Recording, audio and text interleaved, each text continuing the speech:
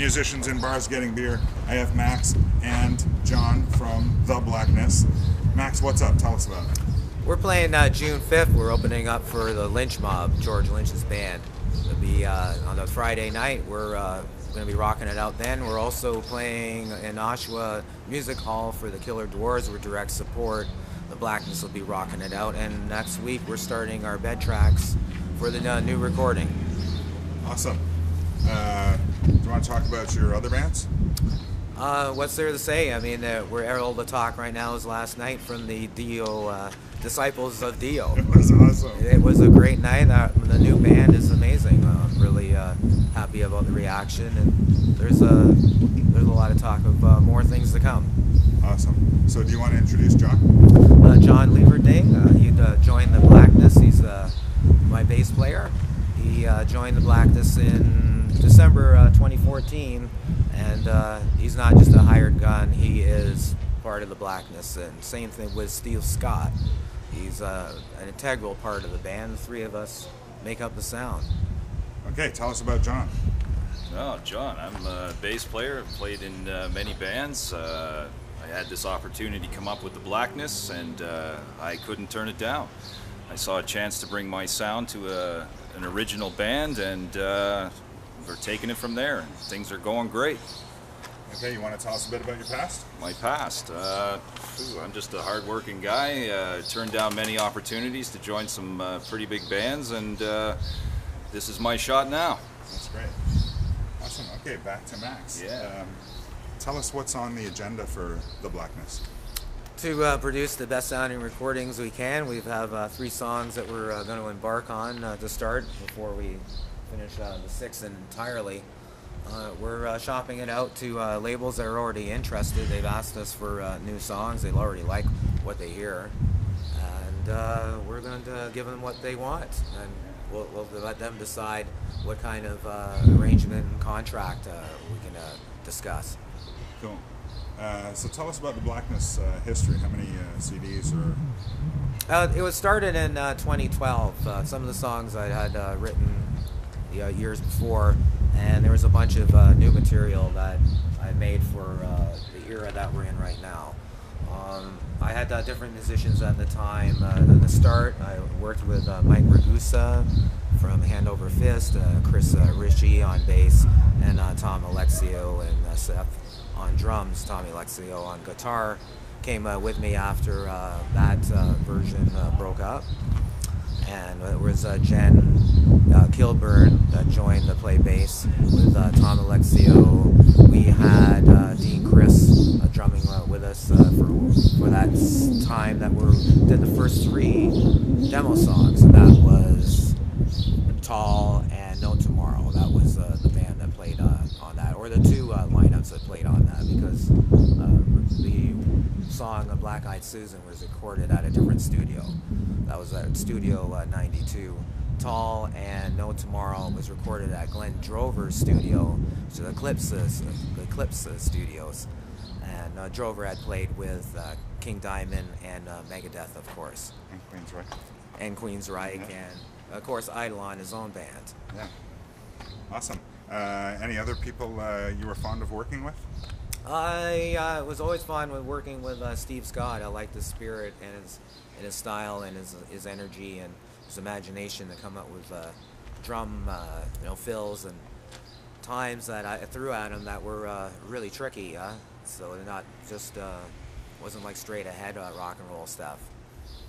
And Steve Scott, I wanted to work with him before. I tried him out in the earlier auditions back when I was forming the band in 2012. You know, that just you don't have the right kind of atmosphere and the right kind of balance. A good player just can't shine the way he wants to. Right on. I just noticed I'm reflecting off your sunglasses. John, want to give us some names that you've enjoyed working with over the years? I was fortunate enough to rehearse with Rob Reiner and Lips from Anvil for many times. I filled in Mortal Fear with Steve Scott. They needed a bass player. I learned their material in about 5 days and played the rock pile open for Y&T with them.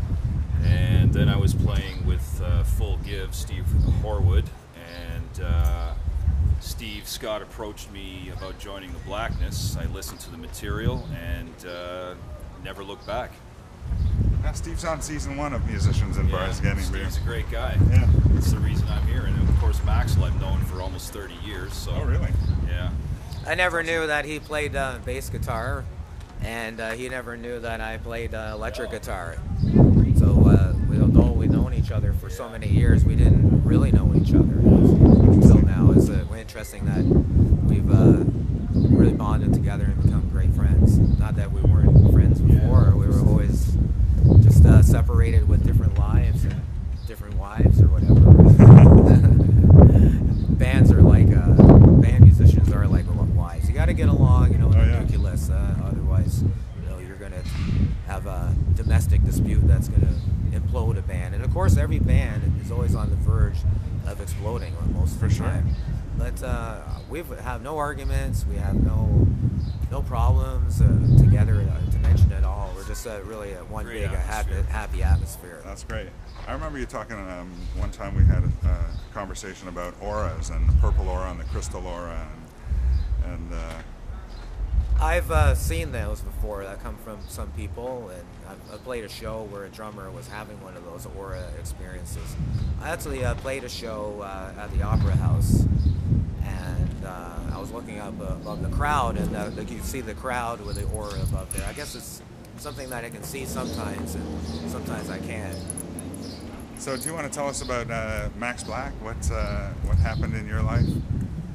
Oh, what happened in my life? I was a musician that was played in the tribute scene for years, and I tried tussling with a lot of original material, working with a lot of great guitar players and musicians. I was struck down with cancer in 1998, and I really didn't get it diagnosed until like 99.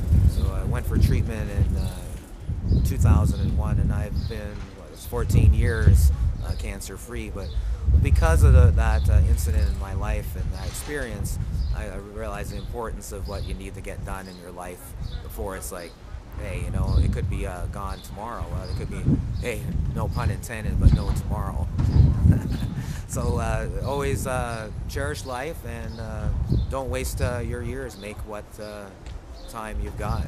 That's awesome. Okay, thanks. We'll be right back. Max Black and John. Max, you got any funny stories from the road, or tragic stories? Well, a couple of them from Penetrator. Most stands out a lot in my mind. We went to Oklahoma to play a show down there. It was a show in a church that had been converted into a heavy metal bar. The stage is right on top of where the tabernacle would have been on the altar.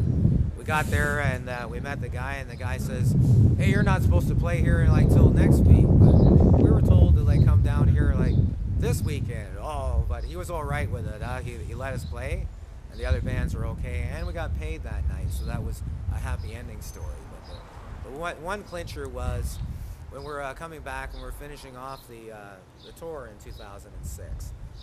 Our suggestion between myself and the guitar player was, don't go through downtown Detroit, go through the other section, go through like the north part of Michigan, and go through the border the other way. Well, they decided to go through Troy and go through Detroit. So what happens is that the trailer that comes off on the back of the truck, thing comes like hitting down on smashing onto the ground. It's like sparks all over the place going. And we had to like leave it there and come back with a pickup truck to go pick it up. I stayed at the hotel the night after in Troy, Michigan. So we lost a big part of our load. Oh, jeez. Well, that's all right. The other kind of mishap sort of thing was I had problems going to a show in Cornwall, and this is for another band. I arrived late, and I arrived on stage just as the band was getting ready to play. And they had another fella that were going to sing the first song, so I allowed that guy to sing the song. But when everyone was like yelling inside the club before I'd come in with my gear, they're going, "Where's the singer? Where's the singer? We want the singer. Come on, we want to hear it. We want to see him." And I opened up the door, and then the whole place it lights like a ballpark field after a home run was hit. It's like, "Ah!" Hey, he's here! It was like an experience that I just cannot describe. That was probably my most untimely and greatest entry. Awesome. All right, thanks. We'll be right back. Max, I just want to ask you about one of the integral parts that I've noticed when I come out to see you. Your wife, Val. She's an artistic genius. It's Valentina. She goes by the moniker name Magica Black. She designs our pictures. She takes our photographs of the band for our publicity pictures. She does our artwork for our online sites, whether they're Facebook or wherever. And she is also works on my clothes and designs clothes. Last shot with a jacket with all the metal on the front is all their handiwork what she does. There isn't anything that Val can't do. That's awesome.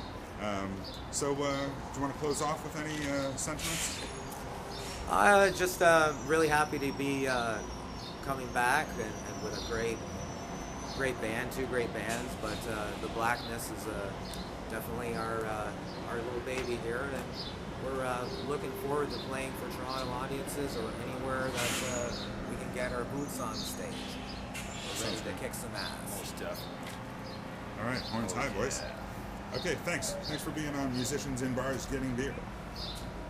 The Blackness. Thank you. Thank you, sir.